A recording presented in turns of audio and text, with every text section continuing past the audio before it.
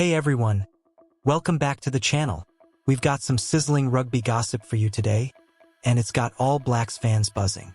You've probably heard the chatter about Damian McKenzie possibly making a move to La Rochelle, and today we're diving deep into whether this rumor has any legs. So, buckle up, because this is going to be a wild ride. First news. Alright, so here's the scoop. La Rochelle's director of rugby, Ronan O'Gara, has just come out swinging against the rumors linking Damian McKenzie to his club.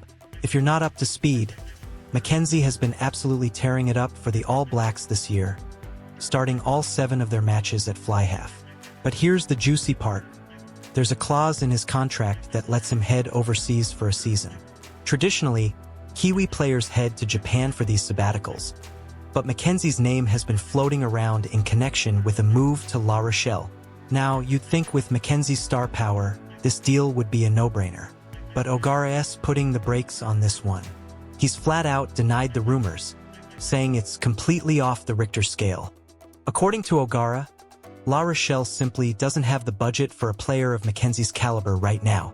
Their budget is maxed out, and they've already got a solid lineup of fly halves including Anton Haistoe, Ahia West, and Hugo Reyes. They're not in a position to splash out €500,000, even if McKenzie is worth every penny. So what's next for McKenzie?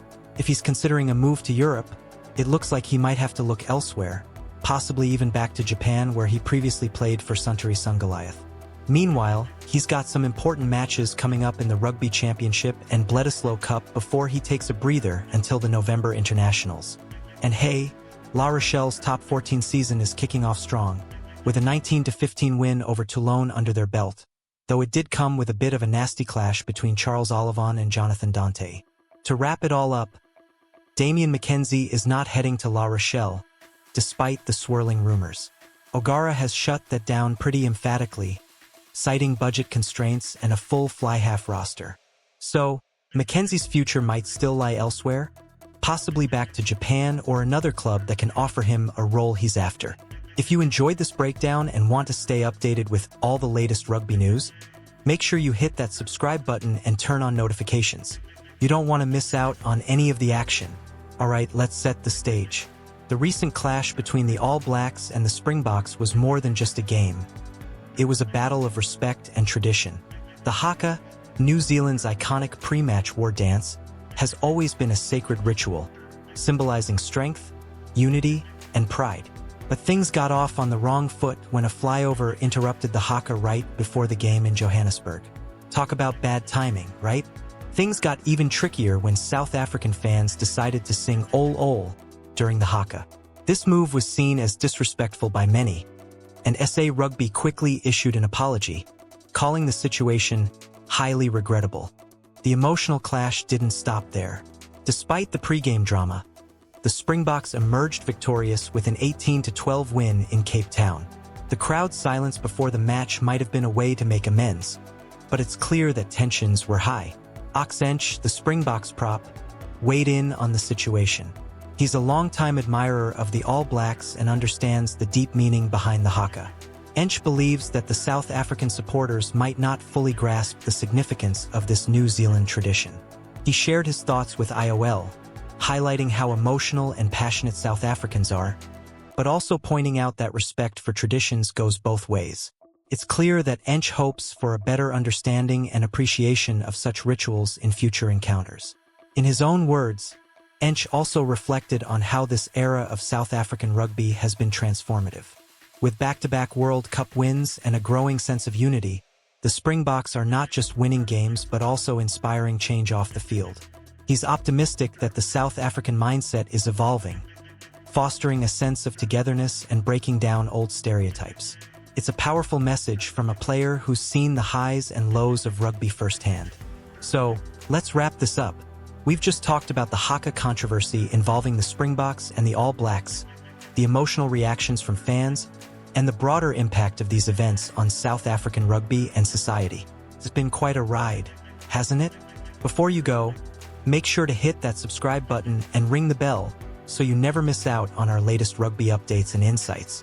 Your support helps us keep bringing you the best content out there. Second news. Now, the Wallabies are gearing up for these high-stakes clashes with a bit of a mixed bag. On one hand, they're coming off a rough 67-27 loss to Argentina, which followed a nail-biting 19-20 win against the Pumas. On the other hand, they've just been given a significant fitness boost. Flanker Fraser McReight and center Hunter Paisami are back in action after injuries, though Paisami's still a bit iffy for the first test. McReight missed some crucial games earlier this year, including the 2 tests against the Springboks, after a solid run of form before his hand injury. Schmidt sticking with his policy of homegrown talent, and Marika Koroibete remains the only overseas-based player in the squad. He's also brought in 2 uncapped players, winger Corey Toole and inside center David Feliui. Meanwhile, there's a long injury list including Kurt Beale, Rob Leota, and Liam Wright, who's struggling with a shoulder injury. The Wallabies will gather in Sydney this Sunday to prepare for the first Bledisloe Cup test next Saturday at Accor Stadium. The following week, they'll head over to Wellington for the return match. Schmidt's optimistic about turning things around after a rough finish against Argentina, and he's banking on a big home crowd to give the team a boost. It's been a long wait since Australia last tasted Bledisloe Cup success in 2002, so the stakes are high. Alright, let's wrap this up. Schmidt's squad is a mix of fresh faces and familiar names, focusing on local talent despite the noise for overseas stars. With some key players returning and a tough road ahead, it's set to be a thrilling series. Third news. So here's the scoop. Springboks Propox Ench has come out with some pretty intense comments about the Haka and the recent test series between South Africa and New Zealand. According to Ench, South African fans didn't quite grasp the deep-rooted significance of the Haka, which, as you know, is a massive part of New Zealand's rugby tradition. It all kicked off badly when a poorly timed flyover disrupted the Haka before the game in Johannesburg, and to add fuel to the fire, some Boks fans sang "Ol Ol" right in the middle of the performance. Talk about adding insult to injury, right? SA Rugby has since stepped up and apologized, calling the pre-game events highly regrettable, but it seems the damage was done. The crowd's reaction was definitely felt on the field, with the silence before the Springboks' 18-12 victory in Cape Town speaking volumes. Ench himself, who's been a huge fan of the All Blacks and understands the Haka's importance, mentioned that the whole situation might have stemmed from a lack of understanding about New Zealand's traditions. Now, let's talk about how this fits into the bigger picture. This Haka controversy comes at a time when South African rugby is riding high. The Springboks have been on a winning streak against New Zealand, and they've just racked up 4 straight victories. Ench, reflecting on the situation, sees it as a moment that underscores the cultural shift happening in South Africa, moving away from old prejudices and towards unity and mutual respect. It's an inspiring message from a sport that's become a beacon of hope and camaraderie for the nation. So here's the lowdown. Springboks Propox Ench has unleashed some powerful comments about the Haka and the recent series with New Zealand. He's suggesting that South African fans just didn't get the gravity of the Haka, New Zealand's iconic war dance that we all hold so dear. The drama started with a major blunder when a flyover ruined the Haka before the Johannesburg test, and things went from bad to worse when fans sang "Ol Ol" during the performance. Seriously, talk about disrespect. And it didn't stop there. SA Rugby has since issued an apology, calling the events before the game highly regrettable. But let's be real, the damage was done. The atmosphere shifted dramatically, and the silence before the Springboks' 18-12 victory in Cape Town spoke volumes. Ench, who's a massive fan of the All Blacks and totally understands the Haka's significance, believes this whole mess stems from a lack of awareness about New Zealand's traditions. Now let's zoom out a bit. This Haka saga happens against the backdrop of a historic run for South African rugby. The Springboks have now secured 4 consecutive victories over the All Blacks. Ench sees this moment as more than just a clash of rugby cultures. It's a symbol of a broader transformation in South Africa.